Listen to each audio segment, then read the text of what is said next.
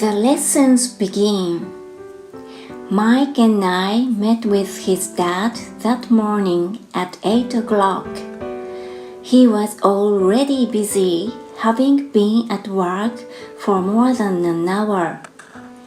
His construction supervisor was just leaving in his pickup truck as I walked up to his simple, small, and tidy home. Mike met me at the door.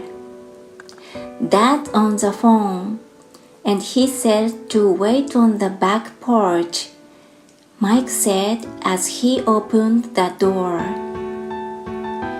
The old wooden floor creaked as I stepped across the threshold of the aging house. There was a cheap mat just inside the door. The mat was there to hide the years of wear from countless footsteps that the floor had supported.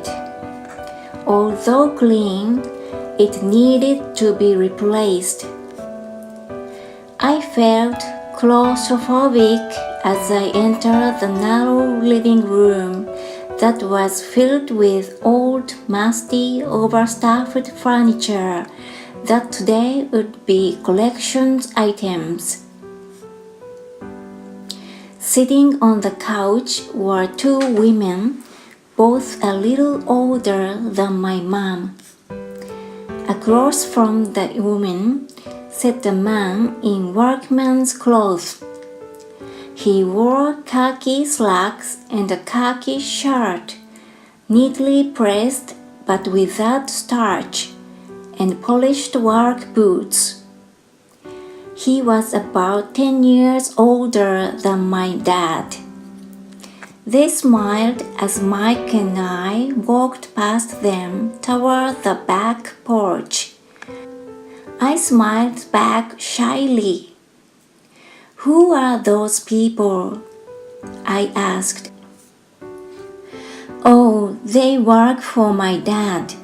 The older man runs his warehouses and the women are the managers of the restaurants. And as you arrived, you saw the construction supervisor who is working on a road project about 50 miles from here. His other supervisor, who is building a tract of houses, left before you got here. Does this go on all the time? I asked. Not always, but quite often, said Mike, smiling as he pulled up a chair to sit down next to me.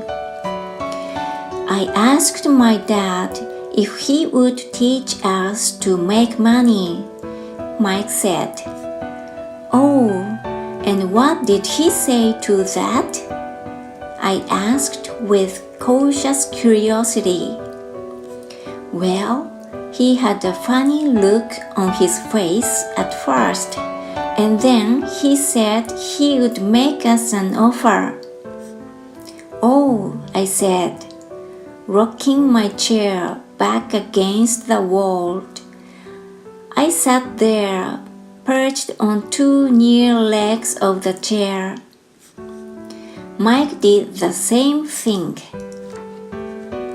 Do you know what the offer is? I asked. No, but we'll soon find out. Suddenly, Mike's dad burst through the rickety screen door and onto the porch. Mike and I jumped on our feet, not out of respect, but because we were startled. Ready, boys? He asked as he pulled up a chair to sit down with us. We nodded our heads as we pulled our chairs away from the wall to sit in front of him. He was a big man, about 6 feet tall and 200 pounds, My dad was taller, about the same weight, and 5 years older than Mike's dad. They sort of looked alike, though not of the same ethnic makeup. Maybe their energy was similar. Mike says you want to learn to make money. Is that correct, Robert? I nodded my head quickly, but with a little trepidation. He had a lot of power behind his words and smiled. Okay, here is my offer. I'll teach you, but I won't do it classroom style. You work for me. I'll teach you. You don't work for me. I won't teach you. I can teach you faster if you work, and I'm wasting my time if you just want to sit and listen like you do in school. That's my offer. Take it or leave it. Oh, may I ask a question first? I asked. No, take it or leave it. I've got too much work to do to waste my time. If you can't make up your mind decisively, then you'll never learn to make money anyway. Opportunities come and go. Being able to know when to make quick decisions is an important skill. You have the opportunity that you asked for. School is beginning, or it's over in 10 seconds. Mike's dad said with a teasing smile. Take it, I said. Take it, said Mike. Good, said Mike's dad. Mrs. Martin will be by in 10 minutes. After I'm through with her, you'll ride with her to my superette and you can begin working. I'll pay you 10 cents an hour, and you'll work 3 hours every Saturday. But I have a softball game today, I said. Mike's dad lowered his voice to a stern tone. Take it or leave it, he said.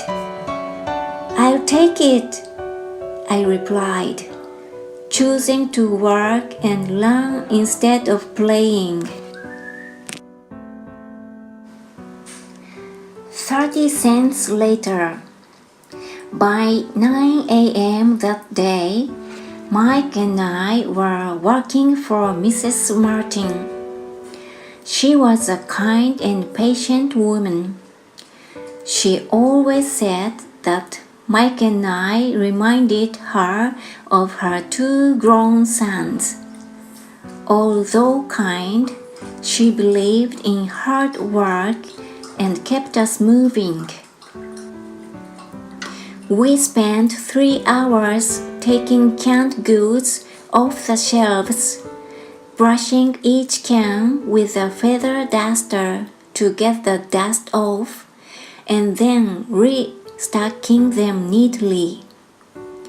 It was excruciatingly boring work. Mike's dad, whom I call my rich dad, owned 9 of these little superlets, each with a large parking lot. They were the early version of the 7-Eleven convenience stores, little neighborhood grocery stores where people bought items such as milk, bread, butter, and cigarettes. The problem was that this was Hawaii before air conditioning was widely used, and the stores could not close their doors because of the heat. On two sides of the store, the doors had to be wide open to the road and parking lot. Every time a car drove by and pulled into the parking lot, dust would swirl and settle in the store. We knew we had a job as long as there was no air conditioning. For 3 weeks, Mike and I reported to Mrs. Martin and worked our 3 hours. By noon, our work was over, and she dropped 3 little dimes in each of our hands. Now, even at the age of 9 in the mid-1950s, 30 cents was not too exciting. Comic books cost 10 cents back then, so I usually spent my money on comic books and went home. By Wednesday of the 4th week, I was ready to quit. I had agreed to work only because I wanted to learn to make money from Mike's dad, and now I was a slave for 10 cents an hour. On top of that, I had not seen Mike's dad since that first Saturday. I'm quitting, I told Mike at lunchtime. School was boring, and now I did not even have my salaries to look forward to, but it was the 30 cents that really got to me. This time, Mike smiled. "What are you laughing at?" I asked with anger and frustration. Dad said this would happen. He said to meet with him when you were ready to quit. "What?"